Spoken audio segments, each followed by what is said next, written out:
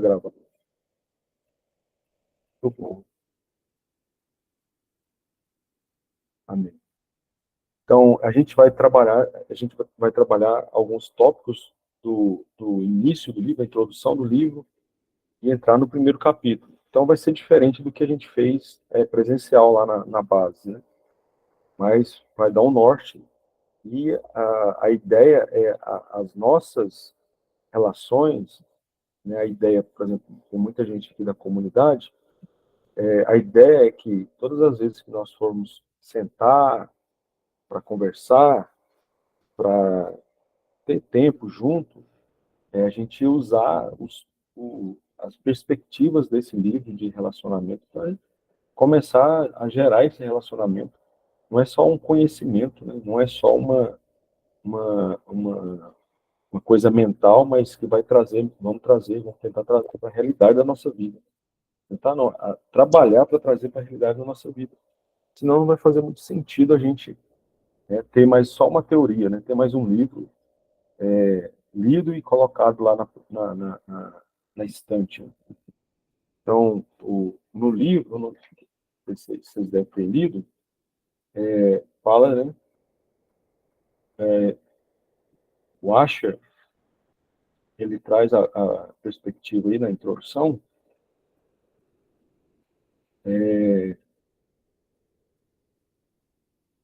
Vou abrir aqui o livro.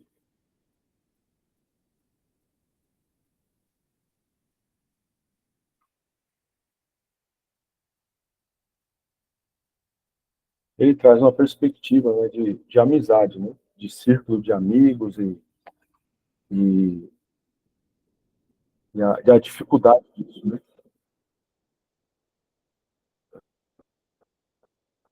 Ele traz a perspectiva de círculos de amigos e a dificuldade de caminhar em amizade. Então, assim, eu sempre uso esse exemplo, né? Quando a gente é solteiro, a gente quer sair, a gente só vai lá, principalmente o homem, né? Vai lá, toma banho, troca de roupa e sai. Sem nenhuma dificuldade, né? Mas quando a gente casa, isso aí, e depois a gente tem filhos, aí a gente tem que esperar a esposa e os filhos. E isso vai ficando, assim, exaustivo, né? Que aí você tem que trabalhar já a sua mente para não só esperar, mas ajudar para que todos fiquem prontos para ir para onde você quer ir, né? Então, na nossa vida, e aí eu estou trazendo para o contexto da nossa vida cristã e trazendo para a igreja, tudo isso que a gente tem desenvolvido todo esse tempo, entendendo que o Senhor está levantando um povo agora que não vai existir uma voz predominante e solitária apontando o caminho, mas o Senhor vai levantar um povo, uma igreja gloriosa. A gente está falando de coletivo, né? Está falando de tudo que nós vamos desenvolver para o Senhor está ligado ao coletivo. E aí ele vai trazer perspectivas no livro, né? Ele fala sobre que o Senhor não está interessado em um negócio, né? O Senhor está interessado em construir um corpo, em estruturar um corpo. O Senhor está interessado não numa organização que nós vamos fazer, mas no organismo que nós nos tornamos. Então, essa é a prioridade da nossa vida cristã, a nossa vida de igreja. Paulo vai exortar a igreja em 1 Coríntios 11 sobre discernir o corpo. Então, a gente está trabalhando para edificação do corpo, né? Estamos trabalhando para edificar o corpo de Cristo. É claro que é Ele que está edificando esse corpo e a gente é só coadjuvante nisso, somos ferramentas que Ele usa. A gente é a pedra, né? Ele fala que nós somos pedras vivas, né? Dessa casa espiritual de Deus. Então a gente é a pedra, mas a gente também é a que produz. A gente é a pedra e a ferramenta que produz a edificação dessa casa, através de Jesus. né? Então, aí vai trazer uma perspectiva ainda na introdução, né? O Asher diz assim que está cansado, chateado de ter que ficar gastando muito tempo desenvolvendo unidade. E basicamente é isso que nós vamos trabalhar, irmãos. Porque, assim, vou voltar a falar, andar sozinho é muito mais fácil, é muito mais rápido e é muito mais tranquilo. Né? Desde o início, o Senhor, Adão estava no Éden, tinha tudo, tinha relação com Deus, e Deus falou assim, só eu não dá para Adão, não. Não é bom que ele fique só. Então, o homem nasceu para coletividade, o homem nasceu para desenvolver relacionamento, entende? O homem que não desenvolve relacionamento, ele tem algum problema. E aí a gente fala sobre essas pessoas que têm, como que fala? Os 4 temperamentos, né, do, do homem, sanguíneo, colérico, fleumático, eu esqueci o outro, não lembro, não lembro, melancólico, lembrei, melancólico, e muita gente, já vi muitos pastores gastar tempo pregando sobre isso, trazendo entendimento sobre isso. Tá bom, é legal, isso é interessante. Ou não, sei lá. Mas acontece que aí eles usam, por exemplo, Pedro era sanguíneo. Eu creio nisso. Pedro era sanguíneo. Mas a partir do momento que ele teve uma conversão no Senhor, ele deixou de ser sanguíneo. E todos os outros homens que eles usam exemplos desses 4 temperamentos, eles deixaram abandonaram seus temperamentos para assumir um temperamento. E Jesus fala assim: aprendei de mim que sou manso e humilde de coração. Estou dizendo que a gente vai perder as nossas identidades, né? A nossa digital. Então você vai ver a identidade dos profetas no Antigo Testamento, a identidade de Paulo nas cartas, a identidade de Pedro nas cartas. Não estou falando disso, mas estou falando de comportamento. Entende? Então, assim, nós fomos construídos para vivermos em comunidade. Esse é o desejo de Deus. Deus sempre está falando que quer um povo. Então, a gente precisa agora começar a trabalhar para esse povo existir. Não é mais uma pessoa, mas é um povo que tem que existir. Então, precisa trabalhar com essa consciência, né? E essa consciência do Salmo 133, dos irmãos vivendo em união, da bênção sobre eterna sobre esse povo, através dessa comunhão, através dessa convivência. Então, assim, como que a gente vai desenvolver isso? Não é lendo o livro. O livro vai ajudar, vai nos dar ferramentas, mas tipo, mesmo, tipo, ir na casa, tentar ir para algum lugar e conversar, ir para algum lugar e fazer coisa junto, viajar junto. Essas coisas que a gente fala de ordinárias, mas que são intencionais, é que vão gerar o relacionamento. Essas coisas ordinárias. Então, pensa assim, eu vou gastar tempo com esse irmão que eu passar a tarde inteira. Pensa que isso não está produzindo nada, está produzindo relação, está produzindo unidade. Né? Então, ele está falando que isso é muito trabalhoso, não é fácil, não é fácil. Então, se a gente está falando de uma igreja saudável, no quesito da comunhão e da unidade, logo a gente vai estar falando desse trabalho, edificar o corpo de Cristo a partir desse padrão de unidade, né? E aí ele traz um exemplo aí, né? Algumas frases que tem no livro, né, que eu coloquei aqui. Ele fala assim: Deus não quer uma multidão de gente que não se conhece. Ele está interessado em corações que têm o Senhor como prioridade. Então, à medida que eu conheço o Senhor, eu vou revelando essa revelação para outros. E isso vai se tornando um ciclo de conhecimento de Deus. Então, e quando eu revelo o conhecimento de Deus que eu tenho para alguém, eu também estou transmitindo a quem eu sou. Então, acho que uma vez eu falei lá em casa, numa reunião, que quando que uma pessoa tem cirrose, quando o fígado para, ele endurece e ele para de receber sangue. E aí ele começa a ter problemas, o fígado começa a morrer.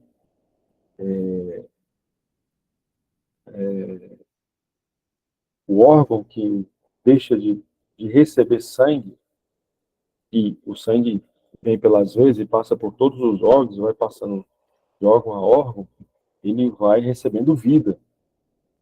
Tem vida na vida do irmão que anda comigo.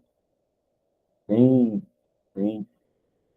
porções de Cristo na vida do irmão que anda comigo. A gente precisa discernir isso, ter isso em mente com, com muito zelo, né? O Evangelho fala de uns aos outros. O Evangelho fala dessa comunhão e dessa transparência tal fala de confessar uns aos outros. Então, isso é a vida da igreja. Então, a partir disso, né, a partir dessa, dessa responsabilidade, né, que a gente vai construindo, tá? Então, Deus não quer uma organização, ele está interessado em formar um organismo chamado Corpo de Cristo no mundo inteiro. Ou seja, a igreja ela é global, a igreja ela é uma só igreja. E isso tudo tem a ver com humildade, essa construção tem a ver com humildade, muita humildade, e sinceridade e verdade, entendendo as nossas diferenças e vivendo com transparência, sem jogar nada debaixo do tapete. Então, humildade, sinceridade, transparência, verdade, a gente sempre tem que ser verdadeiro. Essa verdade, mina, e ela precisa ser aplicada em amor, né? Em amor. A gente precisa observar as nossas diferenças, a gente tem diferenças, mas essas diferenças é que faz com que o corpo se torne completo. Imagina que se a gente fosse todo mundo igual, o corpo não seria eficiente. Então, tem parte do nosso corpo que é totalmente diferente da outra. Né? Eu acho que nem a mão é igual à outra.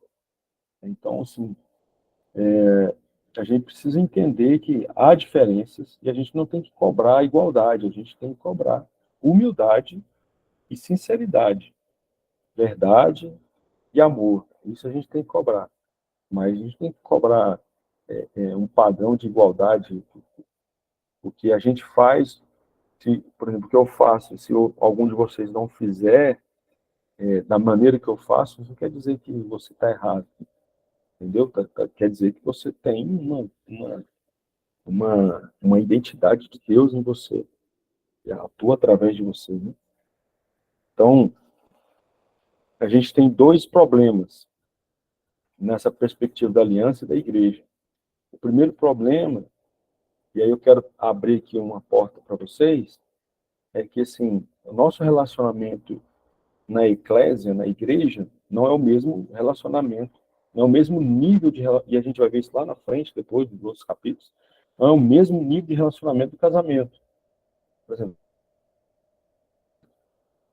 para sempre, né? O casamento é um só. O casamento o que Deus uniu, o homem não separa, tá? Então, o casamento é assim, é até a morte. Mas a minha vida de igreja, em muitos casos, o Senhor vai me dar algum tipo de vocação diferente.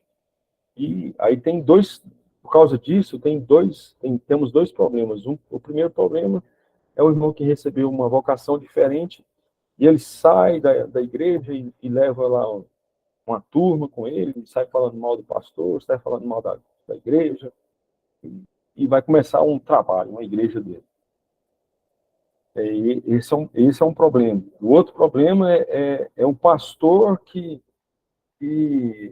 sufoca o irmão mais novo, ou aquele que tem ministério, e, tipo assim, prende ele, que você fala assim, se você sair daqui, você vai ser amaldiçoado, você está quebrando aliança, e, e eu não te abençoo, e a sua vida vai ser só ladeira abaixo agora. Então, né, então assim, tem esses dois extremos. Então, a gente precisa entrar no contexto. Por isso nós estamos falando de aliança. Por isso nós estamos trabalhando aliança. Porque, assim, talvez alguns de vocês amanhã não vai estar em outro lugar. E, tipo, a gente vai manter a nossa aliança. Não precisa de... Não é um casamento que você tem que morar junto mesmo. É, é vida de igreja, e o Senhor tem vocação para muitos. Então, amanhã, algum está em outro lugar, está em outra cidade, está em outra igreja, e nós não podemos quebrar os nossos laços por causa das vocações diferentes. Lembra que eu falei? A gente precisa entender as nossas diferenças, precisa ver as nossas diferenças e trabalhar isso com verdade, transparência, humildade, amor e tal. Então, assim, a gente tem que ter maturidade para lidar com a vida da igreja na plataforma da aliança. É? Então, eu estou falando muito sozinho aqui. Alguém quer falar alguma coisa até aí?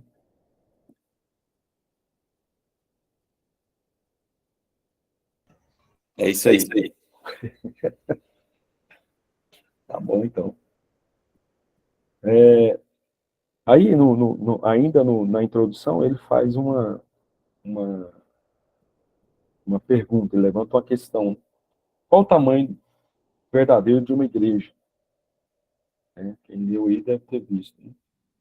Quantas pessoas envolvidas nessa igreja têm, de fato, aprendido a confiar umas nas outras em amor e em relacionamento? Então, as pessoas de uma localidade aprendeu a confiar umas nas outras, né? E em amor e em relacionamento, isso é igreja. Então, a igreja, sei lá, igual ele usou o exemplo, a igreja tem 5 mil membros, mas se esses 5 mil membros, eles não confiam uns nos outros, os 5 mil não são a igreja. São a igreja dentro desse bolo de 5 mil pessoas, dentro dessa multidão de 5 mil pessoas, os que confiam um no outro, ou seja, os que são amigos. Os que são amigos. Os que têm a mesma direção, os que estão olhando para o mesmo lugar, os que estão desejando a mesma coisa e os que confiam um no outro. Esses amigos são a igreja. E aí ele usa um exemplo, né, que é o escândalo. Quando um escândalo acontece numa igreja dessas, sei lá, tem 5 mil membros, e aí sai lá 4.500 pessoas, né? Geralmente, assim, é o pecado de um pastor, ou até mesmo alguém querendo derrubar o pastor. Então, assim, ficou os que confiam um no outro, seja 100, seja 200, seja 300, seja 500, vão ficar a verdadeira igreja. Vai ficar aqueles que confiam um no outro. Por isso nós precisamos dessa, dessa, dessa vida conjunta de aliança, de transparência, de gerar relacionamento, de gerar convivência. E quando a gente fala de gerar relacionamento, nós estamos falando de gerar convivência, de conviver junto mesmo. Então, assim, Efésios 4:3 fala para esforçar, né, na unidade, né? Vou ler lá, aqui, a gente não falar heresia, senão está gravando, e aí já viu, né? Hoje precisa ser lacrado na internet. Eu falo assim, você falou uma coisa errada. Efésios 4:3 vai falar assim, ó, procurando cuidadosamente manter a unidade do Espírito no vínculo da paz. Então, procurar cuidadosamente, isso quer dizer trabalho. Trabalhar para manter a unidade do Espírito no vínculo da paz. Amém? Então, não é nada que não seja... o texto não está falando que vai ser fácil, que vai ser assim, tipo assim, nossa, como eu quero fazer isso. Não, está falando que nós vamos aplicar esforço. Mantenha-se a unidade no vínculo da paz. Não é raro, irmãos, acontecer no meio da igreja escândalo. Irmão que peca, isso a gente é feito de barro. E a Bíblia fala que aquele que está de pé, cuidado para não cair. O problema não é nem o pecado em si.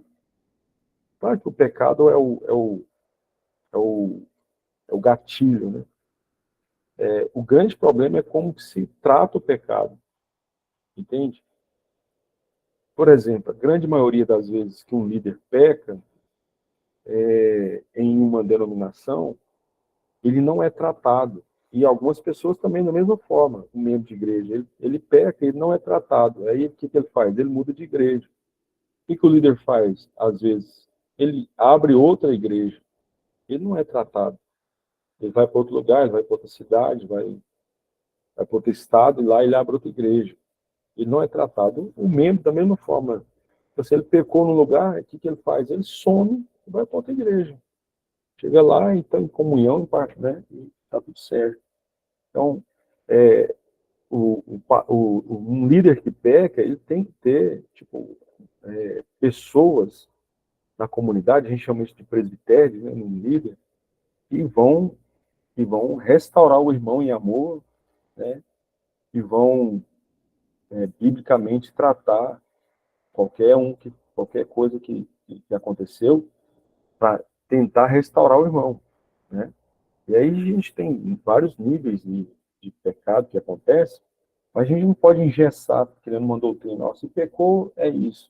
A gente tem que olhar todo caso com vida. É vida na vida, olhando pela misericórdia, entende? Então, hoje essa questão de liderança é bem complicada, né? Porque os líderes já não são mais exemplos, a grande maioria já abandona suas esposas, casa de novo e tal. Então, isso é terrível. Então, a gente precisa ter amigos, pessoas confiáveis, pessoas de aliança, que vão, de alguma forma, primeiro, trazer segurança para a igreja, para a comunidade, para os irmãos e para um presbitério de amigos, vão trazer segurança no meio do presbitério, no meio da liderança, e trazer segurança para a comunidade em si. Amém? Então, andar em aliança, a gente está falando disso já há mais de um ano, custa caro, né? Não é barato. Andar em aliança não é barato. Andar em aliança custa muito caro. Então, e o brasileiro, a gente aqui, é muito complicado, porque dificilmente a gente tem pessoas que são sinceras no nosso meio. A maioria, elas se vestem de uma aparência. Então, principalmente na igreja, tipo, aquele tapinha nas costas, nós estamos juntos e tal. O goiano, o Haroldo fala muito do goiano, né? O goiano, ele não olha, ele não fala na cara. O Haroldo fala, né? O Haroldo chega e fala, se tem uma coisa errada, ele chega em você e fala, você está errado nisso, nisso, então acabou. E o goiano não, ele, tipo assim, ele não fala para a pessoa, né? Para o amigo, para o parceiro dele, mas ele fala para outra pessoa. Ah, você viu lá o Eduardo? Ei, cara, mas quando ele tá com o Eduardo, ele tipo assim, ele se veste de amizade, se veste de sinceridade. Então a gente precisa, custa caro isso. Custa caro falar a verdade, custa caro trabalhar esse contexto de aliança. na igreja, mas é isso que vai fazer com que a gente perdure e avance nos dias que estão por vir. Bem, tá tudo certo? Isso tem a questão da ofensa, né? A gente tem essa questão da ofensa, né? De Uhum. tanto o receio de ofender a pessoa, e você fica pisando. Não é todo mundo assim, né? Mas a gente fica pisando às vezes em cascas de ovos por causa desse receio da ofensa. A gente fala, nossa, não vou falar, porque é meu amigo, eu não quero que ele continue sendo meu amigo, não vou ofender ele. É, Até o livro trata disso depois, né? Mas isso, acho isso. que esse é um dos principais que vem, o medo de ofender, de perder ou de abalar a amizade por conta às vezes, de alguma coisa, né? Que se queira falar, enfim. Isso aí é jogar lixo debaixo do tapete, né? Uma hora as coisas todas vêm à tona, não tem como você ficar administrando essas coisas. O verdadeiro amigo, ele vai olhar na nossa cara e falar assim, cara, você está errado, você está equivocado, você precisa de mudar a sua trajetória, senão você vai se dar mal. Então, talvez no começo ele fica ali nervoso com você, né, por causa de ser constrangido com a verdade, e a gente precisa também trabalhar essa questão de falar a verdade, na verdade ela tem que estar vestida de amor, né? Não é porque eu sou sincero que eu falo de qualquer jeito, eu sou sincero, mas eu falo em amor, a Bíblia manda fazer isso, fazer isso em amor, né? Então, esse é o objetivo, sinceridade. O primeiro capítulo, o título é Relacionamento, o sentido da vida, né? É o primeiro capítulo do livro. Aí ele começa aí trazendo uma perspectiva, né? E até eu já tinha falado um pouco aí, né? Deus não nos criou para produção, porque para a produção Deus tem o quê? Milhares e milhares de anjos. Ele nos criou para sermos amigos, nos criou para comunhão. E anjo é muito melhor que nós, né? Se tiver que fazer alguma coisa, é muito melhor mandar o anjo, né? Que mandar o Eduardo.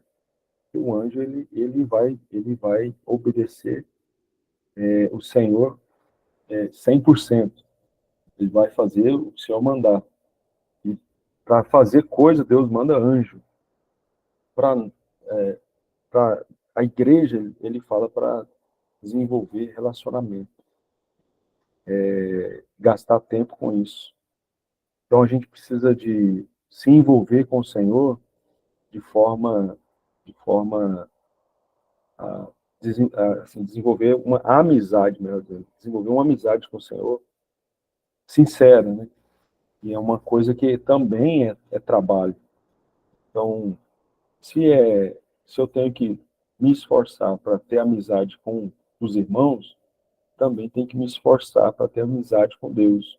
Eu tenho que me submeter aos decretos que ele já colocou, eu tenho que me submeter às verdades que ele já orientou, nos orientou, e, e, e desenvolver esse nível de relacionamento, porque Deus não está muito interessado assim, no que a gente pode fazer. Na realidade, assim, a gente não tem, sabe, uma coisa extraordinária, um dom extraordinário que Deus vai falar assim, nossa, esse aqui agora vai ser poderoso. Não, mano. Muitas pessoas são usadas por Deus, e, e mas nem sempre são aprovadas por Deus. Então a gente tem que ter esse cuidado de gerar primeiro esse relacionamento com Deus, colocar o primeiro em primeiro, ele em primeiro, a partir dele a gente trabalhar esse contexto da relação com o próximo. E sem ele, se a gente for relacionar com o próximo, a gente vai ser ruim. É da mesma forma quando a gente vai relacionar com a palavra. Sem o Espírito Santo, a gente não vai ter revelação. Tipo, não adianta você ler a Bíblia 100 vezes. Sem o Espírito Santo, você não tem revelação. Eu lembro de uma entrevista que o tinha lido a Bíblia 6 vezes, né? É um livro. É porque ele leu a Bíblia sozinho, não leu a Bíblia com o Espírito Santo. Então, Alguém que lê um versículo com o Espírito Santo pode ter uma grande revelação. Então, Deus está procurando meios para que nós possamos ter, ele promoveu, né, melhor dizendo, meios para a gente ter comunhão com ele. Ele abriu um caminho para a gente ter comunhão com ele. Ele fez todo o esforço para que a gente tenha relacionamento com ele. Antes não podíamos, agora podemos. Podemos porque ele fez a ponte, ele abriu a porta, ele abriu o caminho. E a gente não pode negligenciar isso. Temos que ir adiante. Nem Deus é relacional e o primeiro mandamento se refere a se relacionar com ele. Então, o alvo disso é comunhão. Eternamente ele é pai, eternamente ele teve filho. Então, se Deus é comunhão, comunhão como? Deus é um Deus de três deuses, a Trindade. A gente não tem, a nossa mente não consegue ainda discernir isso. Mas Deus sempre foi Deus, Deus sempre foi Pai. Jesus sempre foi Deus, Jesus sempre foi Filho. E o Espírito Santo unia os dois na eternidade. Então, Deus é coletivo. Então, Deus coletivo. Elohim. Elohim quer dizer deuses, né? Uma coletividade, o Elohim. Então, isso combina numa urgência para nós. Por quê?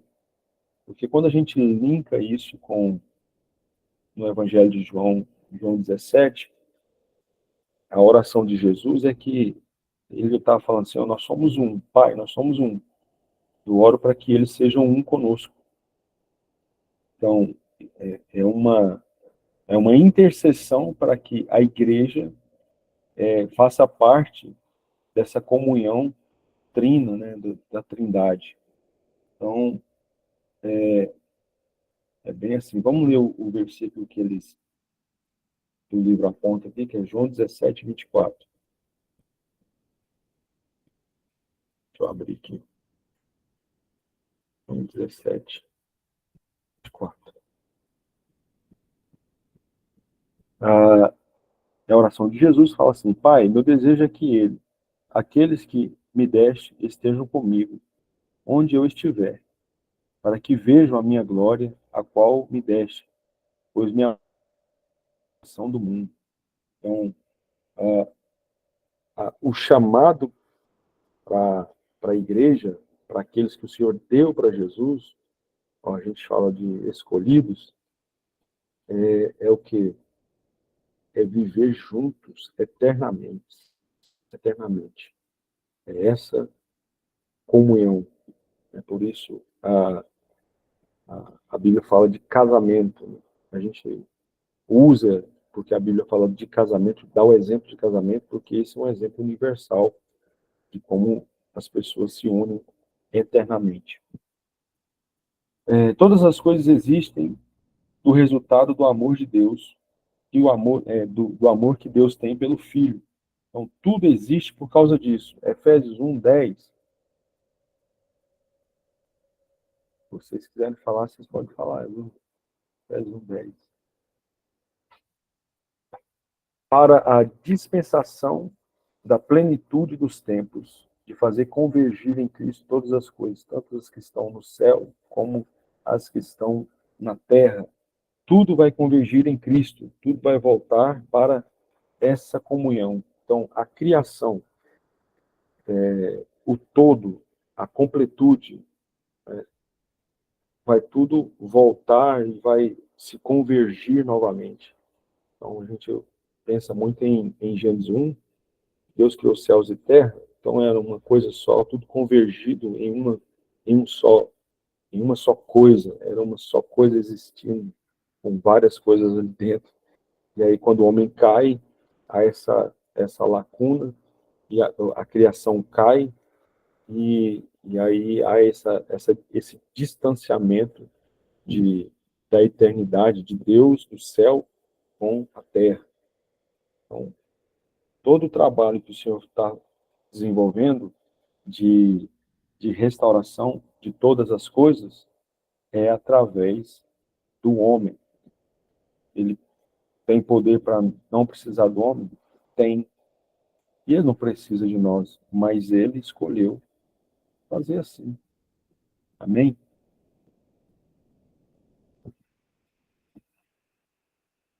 As outras religiões, por exemplo, Alá é um Deus totalitário. Ele se assenta no trono e dá ordens aos seus súditos. Então, os muçulmanos têm um Deus distante. É engraçado isso, porque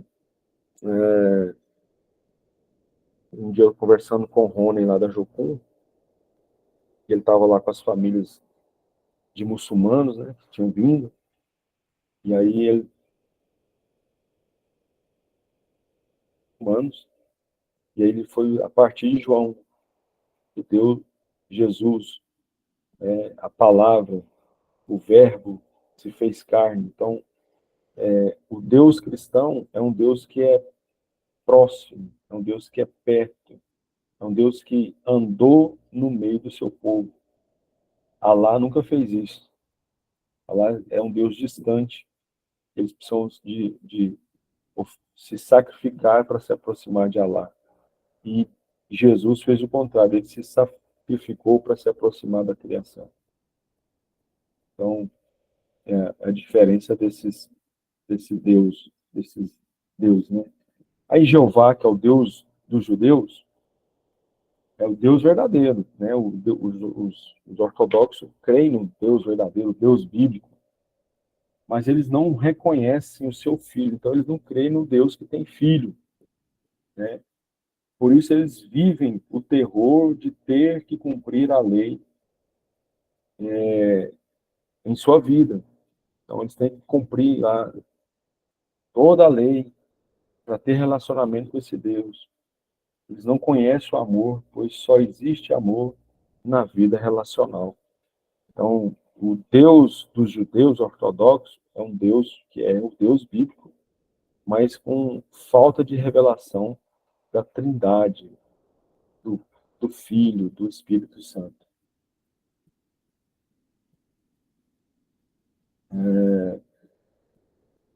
Eu vi alguém, um corte daquele, né, de alguém entrevistando o Paulo Júnior, falando assim, todos os caminhos levam a Deus. Aí o Paulo Júnior disse que não, né? Aí, assim, eu, na minha humilde percepção, eu digo que sim, todos os caminhos levam a Deus. Todos os homens vão encontrar com Deus. Todo o joelho vai se dobrar diante dele.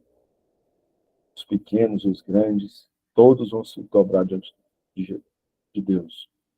Mas só um caminho leva ao Pai. Então Jesus fala, o seu caminho, a verdade e a vida, ninguém vai ao Pai se não for por mim. Então o Deus Pai que existe é só por Jesus. Mas todos os outros caminhos levam a Deus. Todos eles vão prestar conta das suas atitudes diante desse Deus. Então todo caminho leva a Deus. Só que através de Jesus a gente não encontra só Deus, a gente encontra Pai. Né? E Pai tem amor, e Pai tem relacionamento, aproximação, e Pai tem cuidado, por aí vai.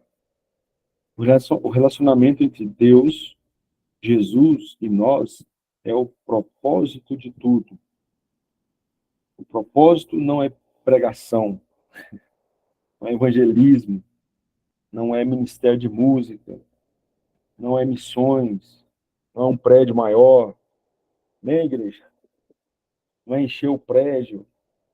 E se os irmãos tiverem comunhão no meio disso, não tiverem comunhão no meio disso, isso não é nada. Então, o propósito não são essas coisas. Isso, aí o Haroldo fala, né? O Haroldo fala que isso é invernizar os andaimes. Né? Então, todos os ministérios que são executados na igreja, todos os trabalhos que são executados na igreja, é para que ela seja edificada. Então, o propósito não são os trabalhos. né? Então, o propósito é a igreja, e a igreja é o corpo de Cristo, que é relacional. Então, o propósito sempre é a igreja. E aí tem os trabalhos? Temos os trabalhos. Tem os andaimes? Tem os andaimes.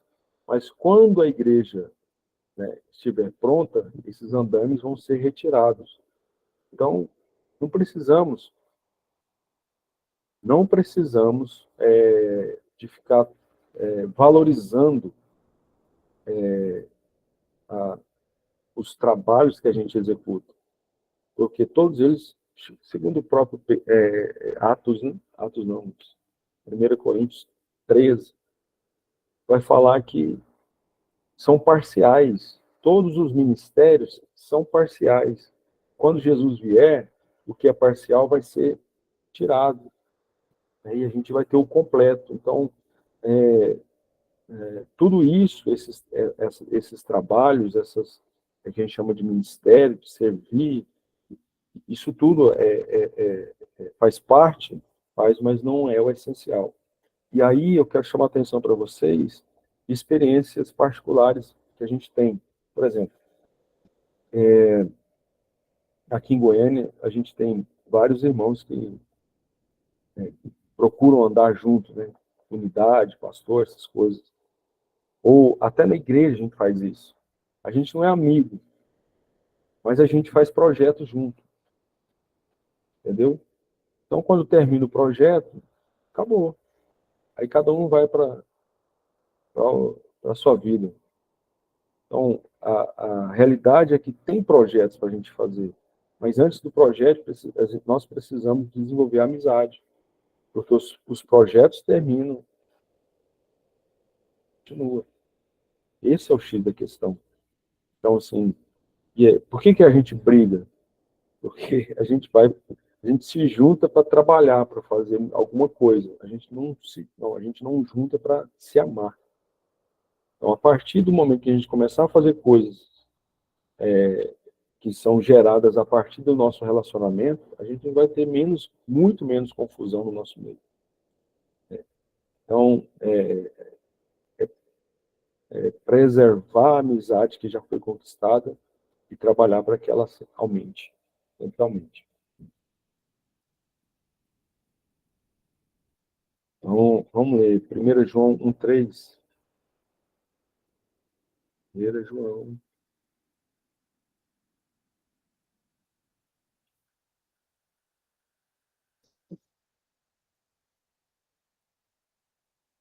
Sim, o que vimos e ouvimos, isso vos anunciamos, para que também tenhais comunhão conosco. E a nossa comunhão é com o Pai e com seu Filho Jesus Cristo. Então, a comunhão, irmãos, ela não é um efeito colateral do que nós fazemos, dos trabalhos que executamos, dos ministérios que temos, dos dons que temos. Na realidade, tudo isso precisa vir como efeito colateral da comunhão. Então, a nossa amizade vai produzir o nosso serviço, e isso é manter a unidade do Espírito no vínculo da paz. Certo? Então, quando isso acontecer, quando essa mentalidade tomar proporções maiores, e mentalidade que é de que a comunhão é o alvo e não o efeito colateral,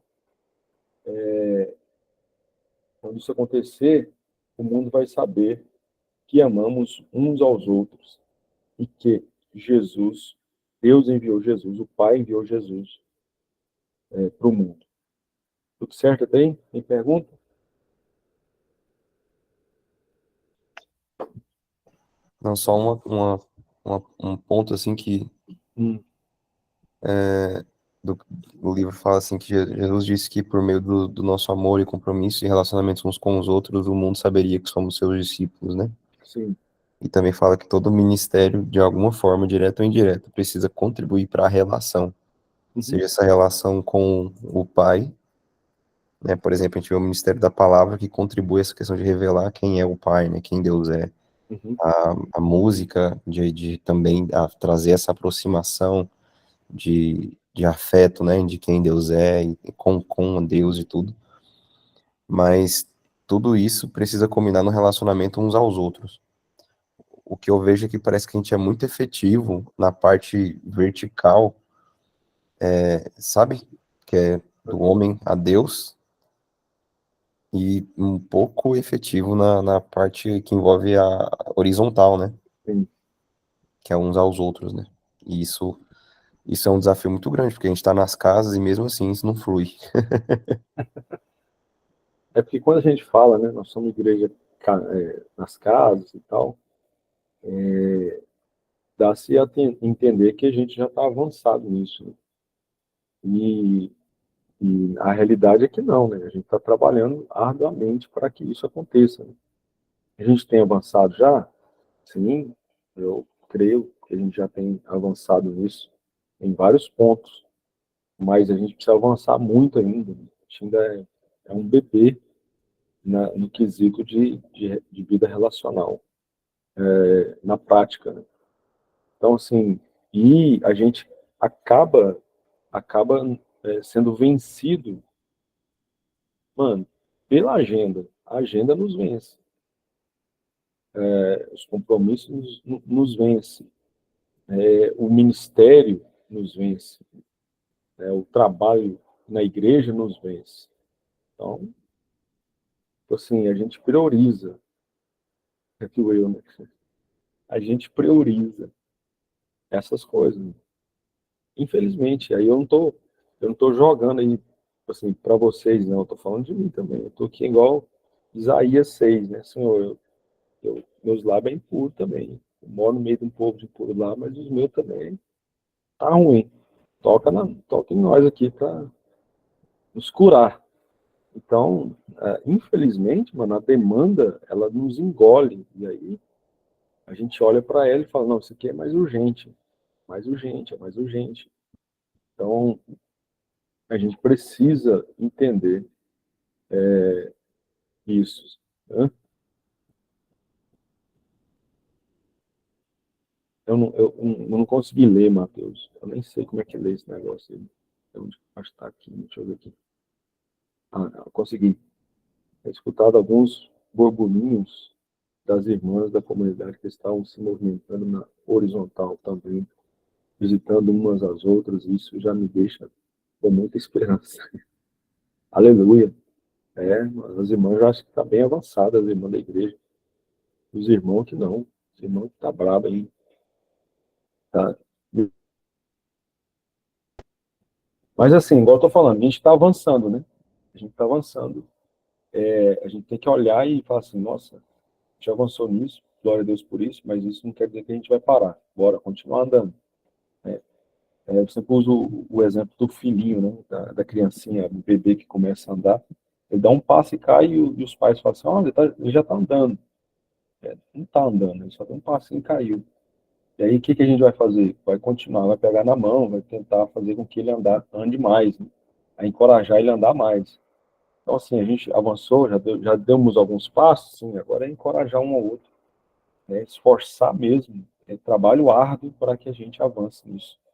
E eu entendo que esse sim é o avivamento, é um dos avivamentos que a gente precisa como igreja, vida relacional, entendeu? Não é mais falar em línguas, não é tipo rodopiar e tal, ter poder, mas é exatamente a comunhão, né? A comunhão. Então, é uma palavra acho que é do Haroldo, fala das três testemunhas, eu já preguei ela, fala da água, da água, do Espírito e do sangue, né?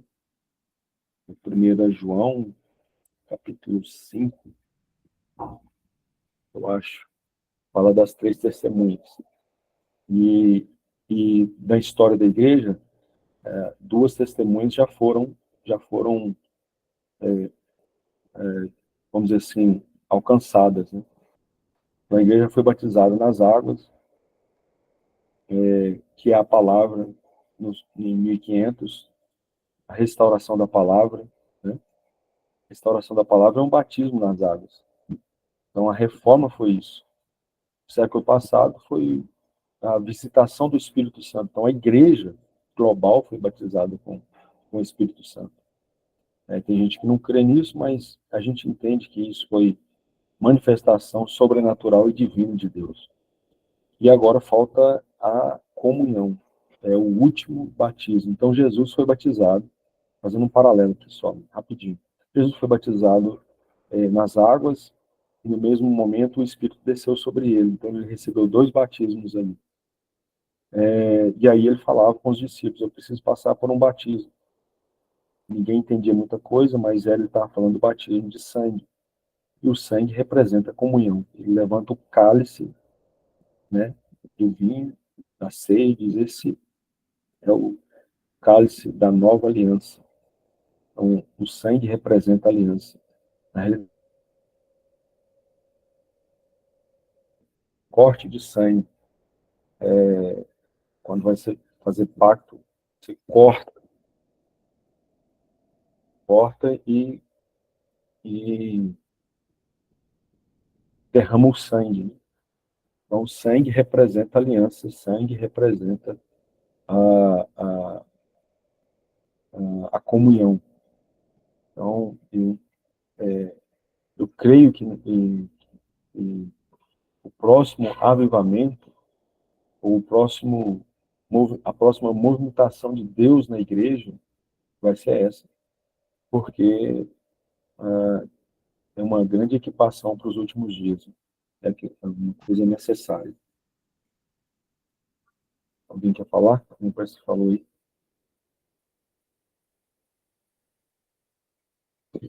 Tudo certo, né? Então,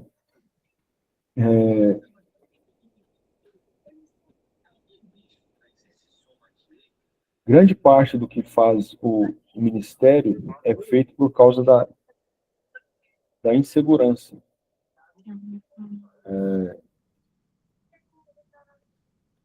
Tem alguém com o microfone aberto.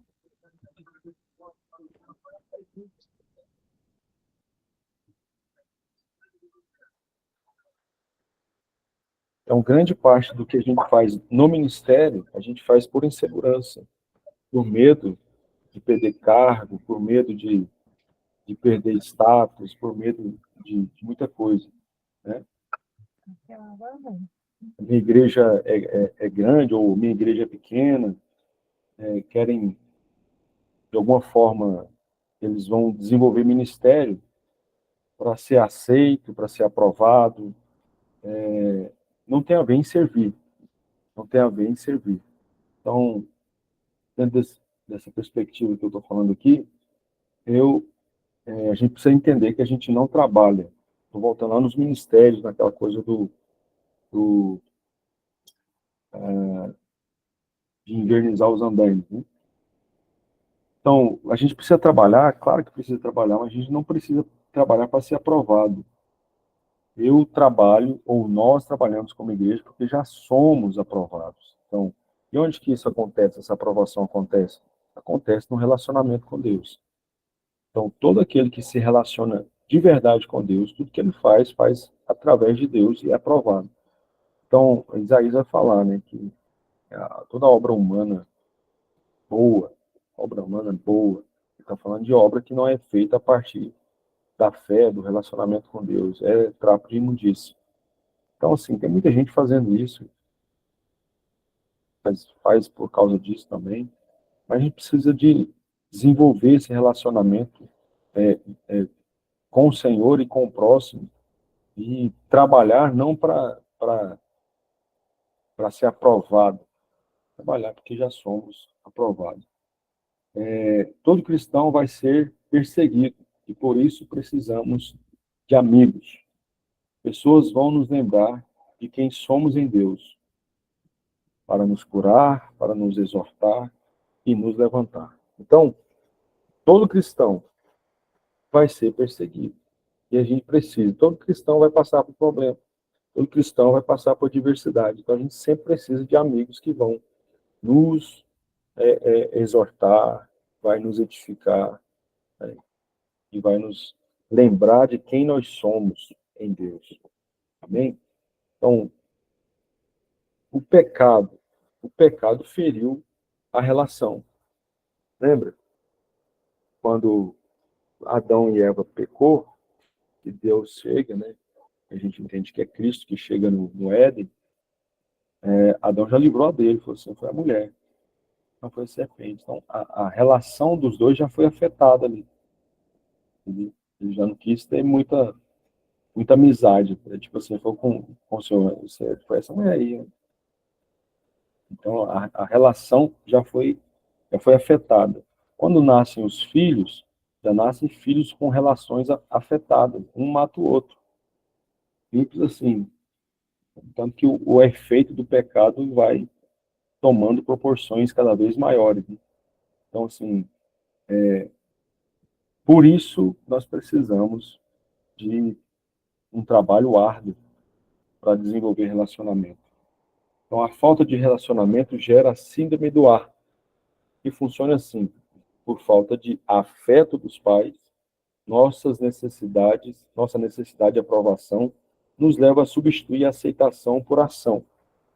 Então, por falta de paternidade ou de afeto dos pais, nossa necessidade, eu começo a trabalhar por causa da aprovação, e aí a gente substitui a aceitação por ação. Aquela história do, do menino que foi adotado em uma casa que os pais que adotou têm filhos. Então ele começa a produzir alguma coisa dentro da casa. Ele começa a lavar a vasilha, ele começa a lavar o banheiro, ele começa a limpar a casa, ele começa a fazer as coisas, porque ele tem medo de perder aquele ambiente. Aí ele começa a produzir algo para falar assim, nossa, esse menino é necessário, não vou mandar ele embora, não. Tem que ficar aqui. Não para trabalhar, ele foi adotado por causa do amor, uma família que quis dar para ele um lar, entende? Da mesma forma, somos nós. Nós vamos trabalhar, claro, mas vamos trabalhar a partir dessa relação com Deus, a partir da relação com os irmãos. Aí a gente vai trabalhar e vai ter êxito e sucesso no Senhor. Somos aceitos no amado. É a manifestação do amor de Deus. E a manifestação do amor de Deus vai nos unindo novamente, como sacerdotes, assim como Melquisedeque. Então, Hebreus, o escritor de Hebreus vai falar que Melquisedeque não tinha pai, não é que não tinha, é porque não tinha referência, né? Ninguém tinha referência da paternidade de quem era a família de Melquisedeque. Mas ele atuou de forma graciosa e majestosa na vida de Abraão como um sacerdote. Amém? Tá tudo certo aí? Até aí, irmãos? Perguntas? Vocês têm perguntas? Manda uma, Tranquilo aqui. manda uma braba aí que o Jota vai responder. Tô tendo que sair agora. Tchau. Até breve. Boa noite pra vocês. Ai, ai. Se você não tem pergunta, eu vou fazer pergunta, hein?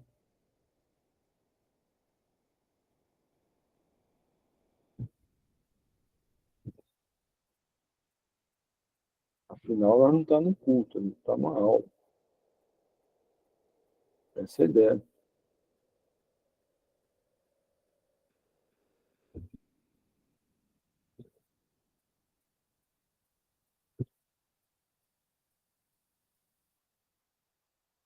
Tem não?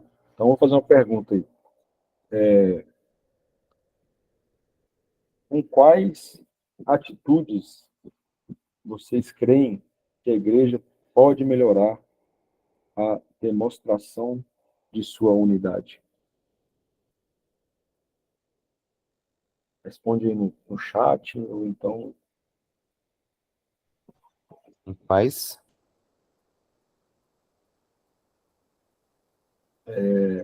Com quais atitudes vocês creem que a igreja pode melhorar a demonstração de sua unidade?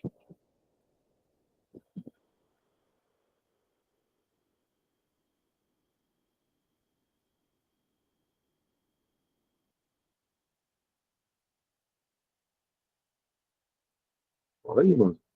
Senão você não vai passar na prova, não.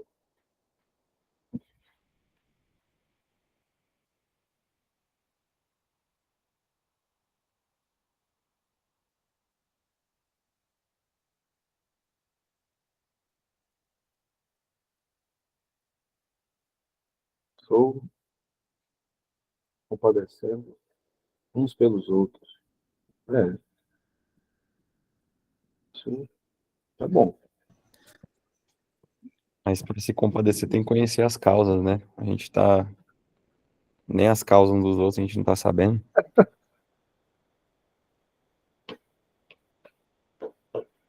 Vamos aí, vamos aí. Tá ficando bom, hein? Tô gostando.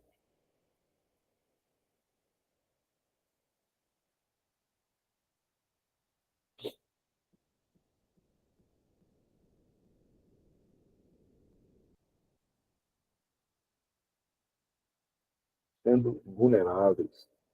Aí, vulneráveis. Quebrando as barreiras, quebrando as muralhas de proteção. Muito bom. Bom. Bora, Lucas. Lucas Ângelo. Fala aí, amado.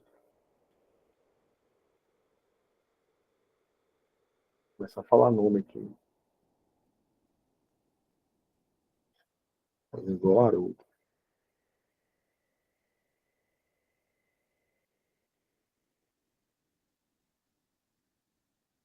Sendo vulnerável.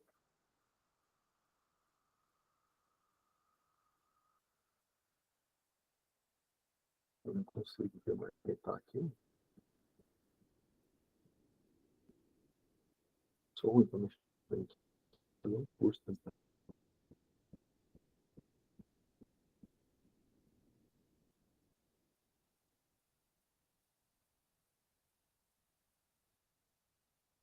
Vamos, irmãos. Me ajuda aí. Deixa eu digitar lá.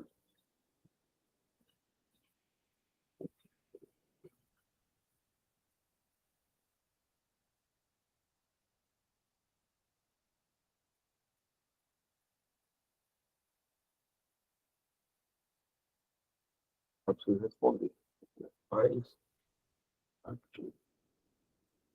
Essas atitudes que você fala é algo intencional, no caso. Isso, tem que ser intencional. Você. Aí, acho que a primeira postura que deve ter é igual o irmão disse aí antes, né? De começar a conhecer realmente um ao outro, né? Isso. Aí está a par do que pode ser feito depois, né?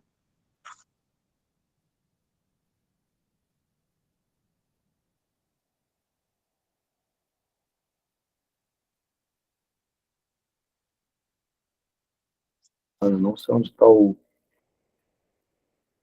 negócio aqui do teclado.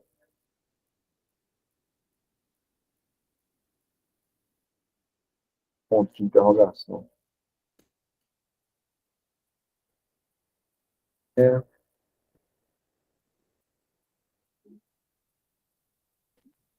Eu acredito que isso aí tem a ver também com aquilo que Paulo fala, né? Quando ele fala com Timóteo, ele era bem íntimo de Timóteo, né? Ao ponto de conhecer a sua intimidade. Acredito que se tornar essa igreja, eu acho que é o correto, né? Que liga o que o Jota falou e o que o Rubens falou agora. sim, sim. É, então, vamos tentar sintetizar. Né? Sendo vulneráveis e buscando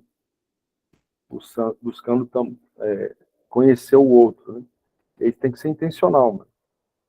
Tem que ser intencional e verdadeiro. Então, assim, é claro que você não vai ser aquela pessoa evasiva, que vai chegar e vai abrir a geladeira, às vezes você está precisando de alguma coisa aqui.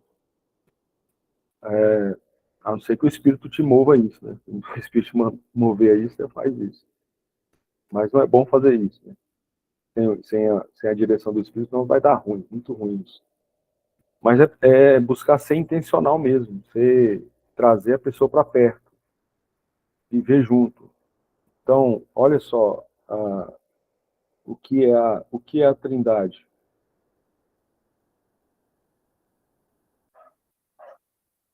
É João, né? João, Evangelho de João. No princípio era o Verbo, e o Verbo estava com Deus, e o Verbo era Deus. Ele estava no princípio com Deus. Todas as coisas foram feitas por intermédio dele, e sem ele nada do que foi feito existiria. Então Deus fez todas as coisas por intermédio de Cristo. Mas antes de Deus fazer isso, o que aconteceu? No princípio era o Verbo estava com Deus, e o Verbo era Deus. Então, antes de fazer alguma coisa, tinha relação entre o Pai, o Filho e o Espírito. Então, esse é o princípio. E ter atitudes. Porque, assim, igreja é lugar, né? Já viu que a gente vai para a igreja? A gente não fala, ô irmão, eu quero ficar só sentado aqui no banco. A maioria chega e fala assim, irmão, eu sou daqueles que não gosta de ficar sentado. Eu quero fazer alguma coisa.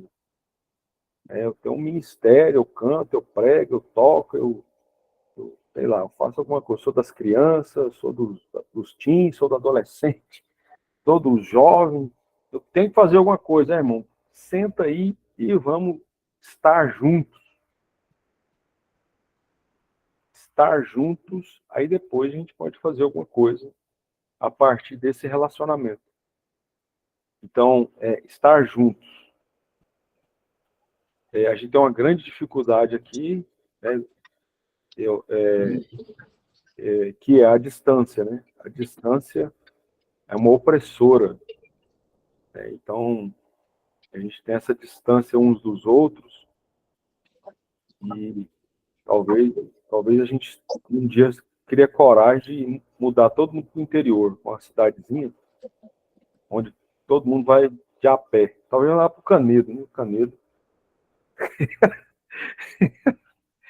Vamos todo mundo comprar casa lá no Canedo e morar todo mundo perto do outro. Que aí, mano, vai acabar com as dificuldades. A primeira dificuldade que é a distância, né? A gente precisa ser intencional. Mesmo com essa distância, a gente precisa de desenvolver essa relação produtiva do relacionamento. E depois a gente vai fazendo outras coisas. Então, achei legal, tá? Então, não sei aonde, se era reunião de Zoom, que o Ângelo falou isso. O Ângelo falou assim, irmãos, aqui você não acha casa para alugar em Montemor mais. Porque todo mundo resolveu morar aqui. E é fácil você desenvolver relacionamento aqui. Por quê? Porque, tipo, cara, o que mora mais longe um do outro lá mora 1 quilômetro. Onde você vai de a pé, ué. Entendeu? Pega uma bicicletinha lá, não precisa pegar ônibus, não precisa pegar carro, não precisa nada. Então, não tô falando para nós mudar, ou tô falando também, sei lá. Tô falando assim, que isso é intencionalidade. Isso é intencionalidade. Então, a gente falou hoje sobre o primeiro capítulo, e é por isso que eu quero que vocês, antes da gente ter esse tempo, leiam o primeiro capítulo, porque a gente vai ter mais a conversa aqui, mais a conversa para a gente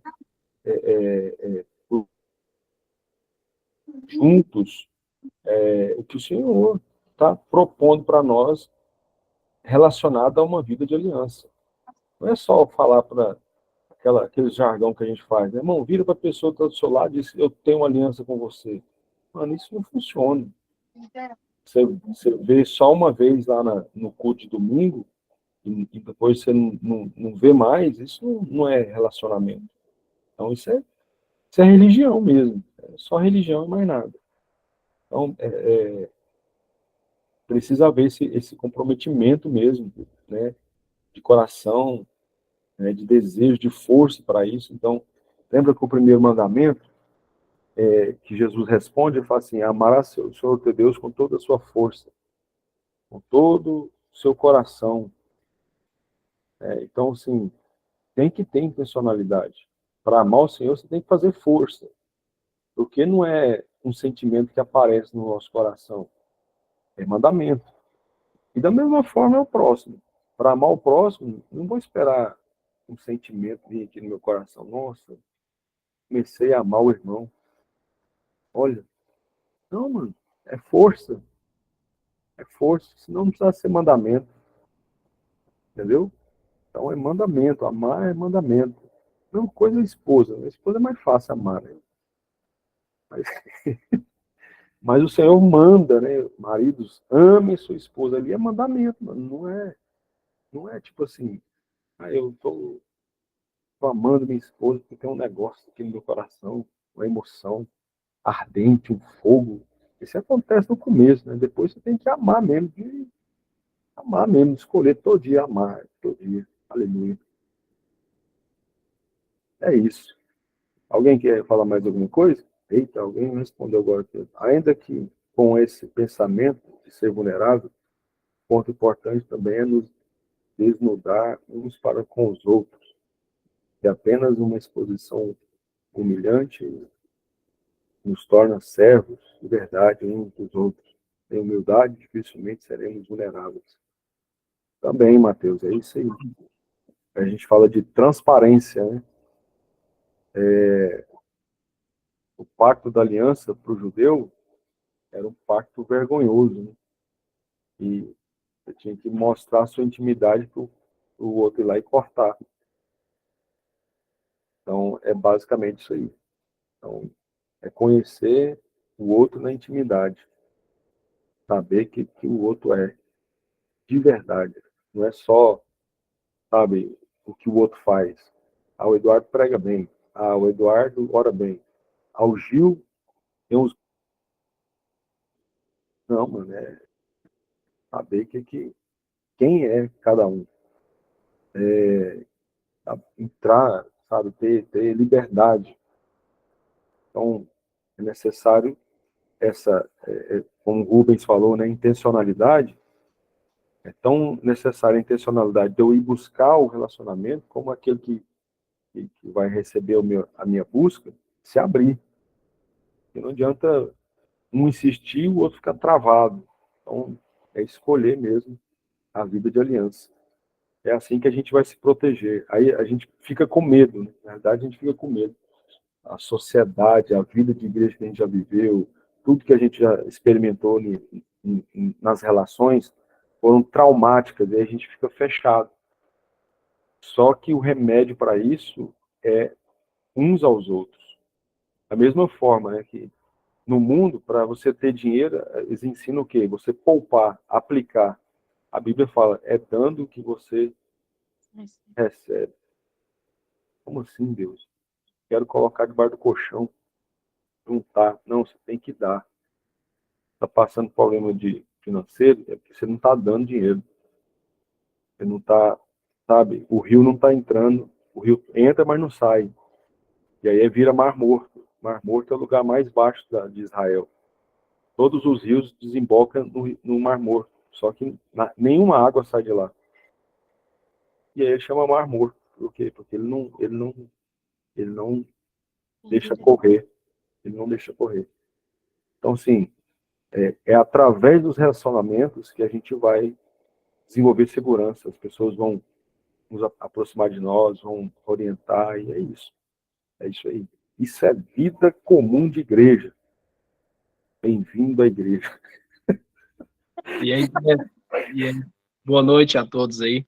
E é interessante, né? Assim, eu vejo que o quão difícil mesmo é a gente caminhar mesmo em comunhão, porque quando a gente é desafiado a isso, custa a nossa vida, né? Sim. Literalmente custa a nossa vida. Então, E nós temos a tendência de tudo aquilo que nos custa, a gente não quer fazer, né? É. Então a gente, tipo assim, eu tenho minha vida aqui, eu vou preocupar comigo, vou ter que preocupar com o outro, vou ter que resolver o problema do outro, né? Vou ter que carregar a carga do outro, né? Então, mas é o que você falou aí. Custa a nossa vida, mas isso é a vida da igreja, né? Isso é ser igreja. Porque hoje o que a maioria das pessoas fazem eu vou caminhar sozinho, eu consigo.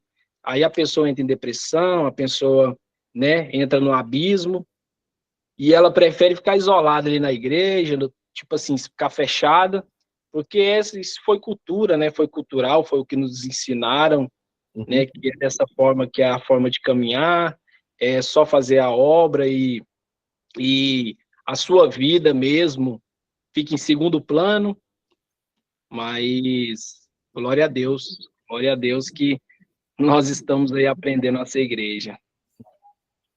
É isso aí. Esse é a estranha igreja de Jesus. Relacionamento. É a igreja relacional. E a gente vai avançar muito. Então, quando você falou aí, Luiz, que a gente logo pensa em levar a carga do outro. Né? A gente nunca pensa que o outro um dia pode levar a nossa. Né? A gente fica só preocupado em, tipo, não vou relacionar, não, tem que ajudar o cara, não. Vai ter um momento, irmão, que ele vai vir ajudar você. Né? Então é isso. Isso é a vida da igreja. Amém, irmãos? O que mais quer falar? Se quiserem mudar para o Canedo, só falar que eu procuro casa aqui para alugar, viu? Ai, ai. Só Jesus. Vamos orar, né? Vamos orar por isso. Vamos orar por isso. Mas a vontade, assim, dá a vontade, né? De, tipo assim, vamos ir para um lugar onde todo mundo tem acesso a todo mundo. Seguir em frente, né? É perigoso a gente virar os walkers, né? Walkers não, é quackers. Os quackers. Aqueles evangélicos americanos lá que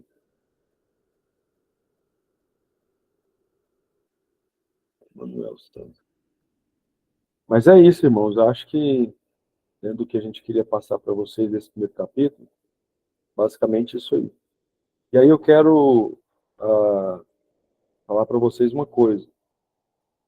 Tem um curso, esse curso que o Haroldo ministra, esse curso. E esse curso está na plataforma. Eu esqueci o nome da plataforma. São 4 módulos. Aí você compra e isso aí fica pro resto da sua vida. Aí tem os vídeos dele falando da aula, e tem lá os exercícios que você faz, né? Se vocês quiserem comprar o curso do Haroldo, deixa a hora que você quiser, né? Entra na hora que você quiser. É lá no Hotmart, o curso dele. Se vocês quiserem, vocês me procuram, que como a gente é aliançado, a gente tem um desconto no curso. É baratinho. O curso são módulos, são 5 meses cada módulo. Eu acho que é R$ 100 um módulo. R$ 100 e poucos um módulo.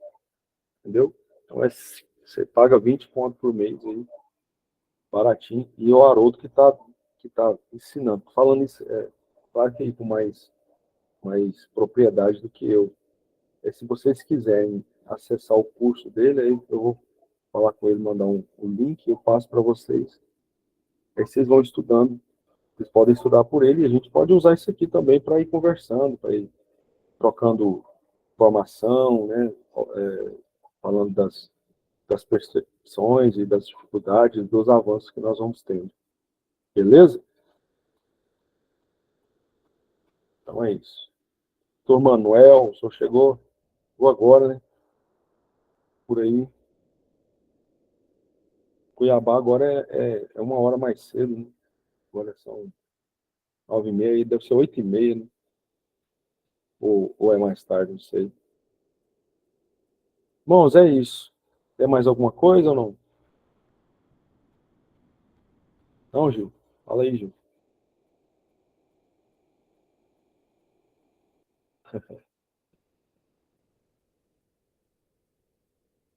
Então tá, vamos ler. Ano que vem a gente vai voltar aí com o segundo capítulo. Talvez outra pessoa vai dar aula. Eu vou escolher outros irmãos aqui. Tem um irmão aqui bom, o Jota mesmo pode dar aula, né, Jota? É, o Jota é produtor. Mas é isso, tá bom? No mais, estamos por aí. Qualquer coisa, chama a gente no WhatsApp e a gente vai conversando. Um abraço, Deus abençoe vocês. Tamo junto aí, vamos falando, tá bom? Um abraço, boa Um abraço, noite. boa noite. Com Deus. Com Deus.